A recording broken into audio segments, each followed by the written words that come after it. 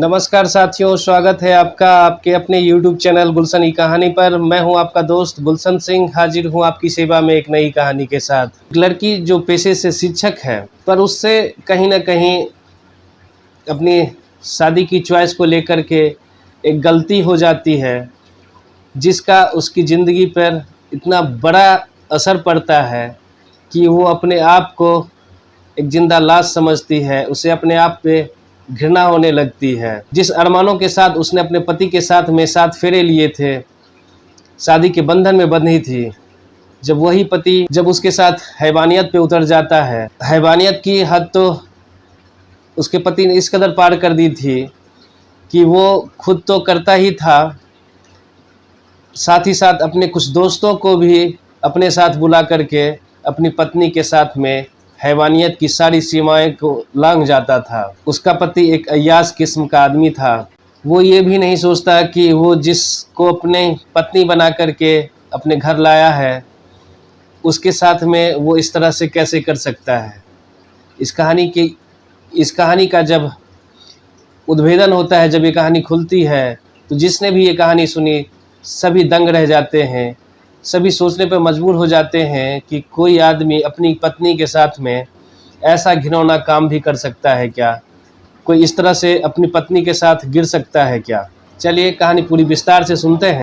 आपसे अनुरोध है कि चैनल को सब्सक्राइब कर लीजिए। सब्सक्राइब करने में आपका 1 सेकेंड भी नहीं लगेगा और आपका कुछ जाएगा भी नहीं, पर मेरा बहुत भला हो जाएगा। अगर आपको मेरी कहानी अच्छी लगती है तो प्लीज़ वीडियो को लाइक कर दीजिए, चैनल को भी सब्सक्राइब कर लीजिए, जिससे मेरा हौसला बढ़ता रहे और मैं आपके लिए ऐसी कहानियाँ ढूंढ कर लाता रहूँ। कहानी की शुरुआत 16 जनवरी 2022 की सुबह 6 बजे होती है। उस लड़की का भाई सुबह 6 बजे अपने घर से निकल के कहीं जा रहा होता है कि तभी उस पर 3 हमलावर हमला कर देते हैं। वो उनके चंगुल से बच कर के भागते हुए और चिल्लाते हुए अपने घर की ओर आता है, अपने घर घुसता है और घर में सभी को बताता है कि उसके ऊपर हमला हुआ है, किसी ने उसके घर पे आकर के हमला कर दिया है। उसकी आवाज़ को सुन कर के आसपास वाले भी जग जाते हैं, वो भी अपने घर से बाहर निकलने लगते हैं। इतने में किसी ने पुलिस को फ़ोन कर दिया। पुलिस के आने से पहले वो हमलावर वहाँ से भाग जाते हैं। पुलिस आती है, मामले की तहकीकात करती है। लता और उनके परिवार वालों को पूछताछ के लिए थाने बुलाती है। सभी थाने पे जाते हैं, किसी को कुछ मालूम तो था नहीं। पुलिस उनसे पूछताछ करती है, पर कोई कुछ नहीं बताते हैं कि किसी से उनकी दुश्मनी भी है, किसी से कोई लड़ाई भी है। पर जब लता से पूछी जाती है तो वो शुरुआत में चुप रहती है और रोने लगती है।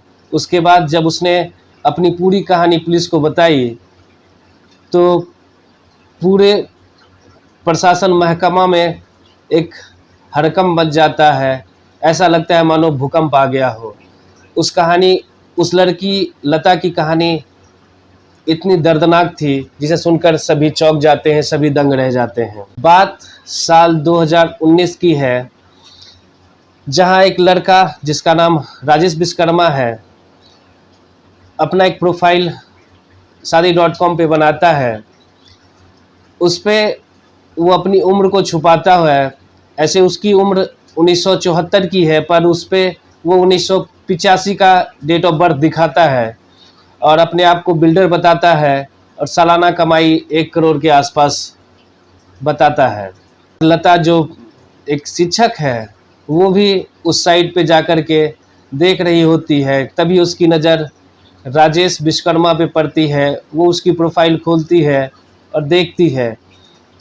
लता को राजेश पसंद आ जाता है। उसके बाद लता ने फेसबुक के ज़रिए राजेश से संपर्क किया और उसके पास फ्रेंड रिक्वेस्ट भेज दी है। फ्रेंड रिक्वेस्ट एक्सेप्ट करता है। धीरे धीरे दोनों की बातचीत शुरू होती है।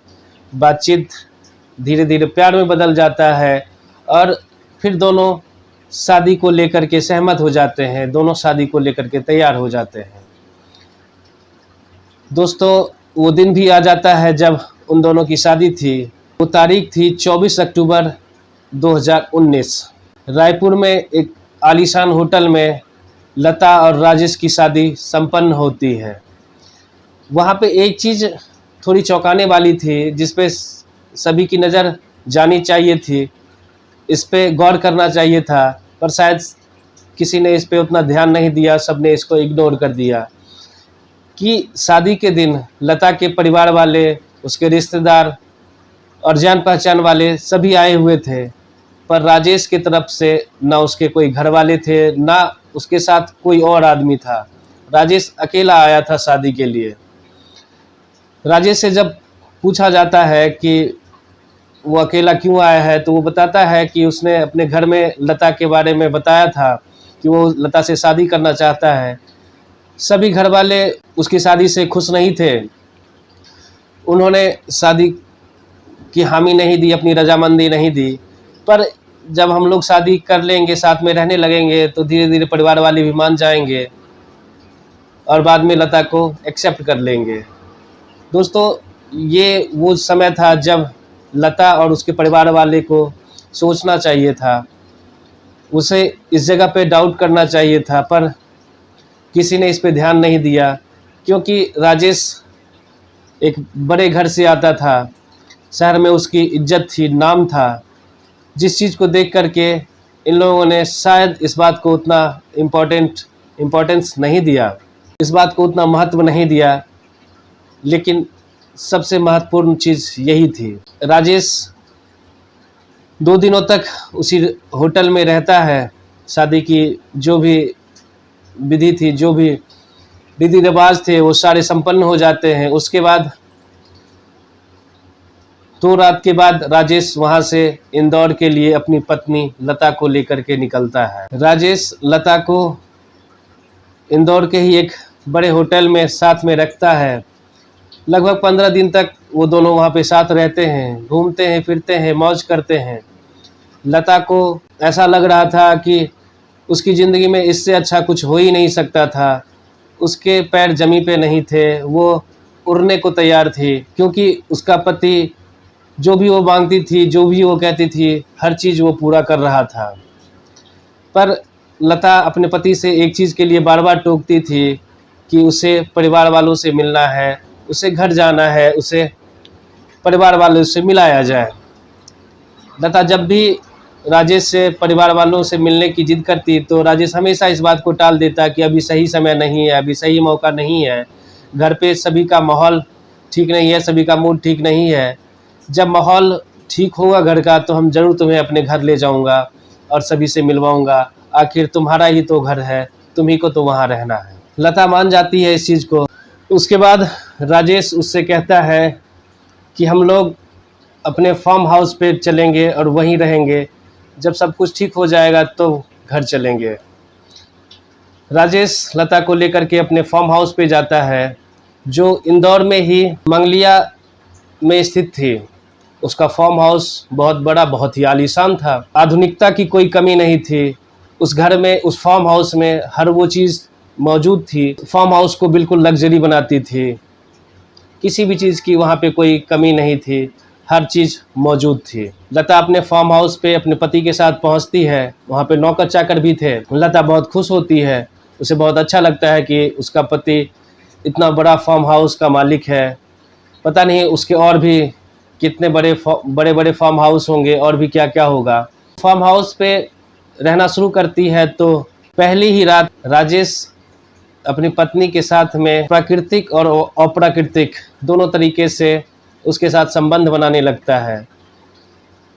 राजेश एक किस्म का अय्याश आदमी था, उसे ब्लू फिल्म देखने की बहुत बुरी लत थी, और वो लता के साथ ब्लू फिल्म को देखता था, और जैसे जैसे उसमें होता था, ठीक उसी प्रकार से वो लता के साथ में ऐसा करने का प्रयास करता था। लता अपने पति के इस तरीके का विरोध करती, पर अपने पति की जिद के आगे वो मान जाती थी। धीरे धीरे 1-2 हफ्ते बीत जाते हैं। लता को लगता है कि चलो जो भी है, आखिर है तो उसका पति ही, दूसरा तो कोई कुछ कर नहीं रहा है, तो इस चीज़ को किसी से बोलती नहीं है, ये अपने आप में ही रखती है। उसके बाद दोस्तों, एक दिन की बात है, राजेश का एक दोस्त विपिन भदौरिया उस फार्म हाउस पे आता है। राजेश लता से विपिन भदौरिया को मिलवाता है और कहता है कि ये हमारे दोस्त हैं। फिर दोनों पति पत्नी उसके खाने पीने का इंतज़ाम करते हैं। लता जो भी खाना पीना था वो ला कर के खिलाती है, बड़े ही प्यार से, बड़े ही सम्मान से। खाना पीना जब ख़त्म होता है उसके बाद दोनों बेड पे बैठते हैं और सामने ब्लू फिल्म चलाते हैं। उसके बाद राजेश लता से कहता है कि लता, मुझे तुम्हारा डांस देखना है, पर शर्त ये है कि तुम बिना कपड़ों के डांस करोगी। लता इस चीज़ को सुन कर के दंग रह जाती है, बिल्कुल सनसी रह जाती है, पर उसके पास कोई चारा नहीं होता है, क्योंकि उसका पति और उसके दोस्त उसके सामने बंदूक दिखाते हैं, उसको डराते हैं। लता मजबूर हो जाती है उस चीज़ को करने के लिए। ये पहली बार था जब लता अपने पति के सिवा किसी और के सामने बिल्कुल निर्वस्त्र खड़ी थी। उसके बाद वो दोनों लता के साथ संबंध बनाते हैं, चले जाते हैं। अगले दिन राजेश का एक और दोस्त विवेक विश्वकर्मा वो आता है। वो भी इसी तरह से लता के साथ संबंध बनाता है। दोनों मिलकर के उसके साथ भी वही काम करते हैं।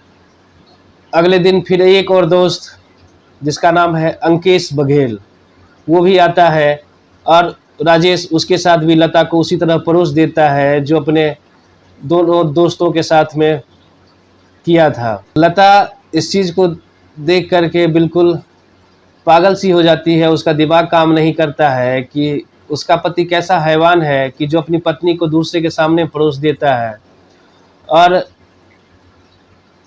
खुद भी उसके सामने में उसके साथ मिल कर के उसके साथ शारीरिक संबंध बनाता है। जो एक पति पत्नी को करना चाहिए, उसका पति दूसरे के साथ मिल कर के उसके साथ ऐसा घिनौना काम कर रहा है। उसके बाद ये रोज़ का सिलसिला हो जाता है। राजेश दिन में जब फार्म हाउस से अपने काम के लिए जाता है तो नौकर जो उस फार्म हाउस पे था उसको सख्त हिदायत दे रखा था कि लता के कमरे के बाहर की कुंडी लगी होनी चाहिए और लता के शरीर पे एक भी कपड़ा नहीं होना चाहिए कि वो भागने की सोचे भी मत।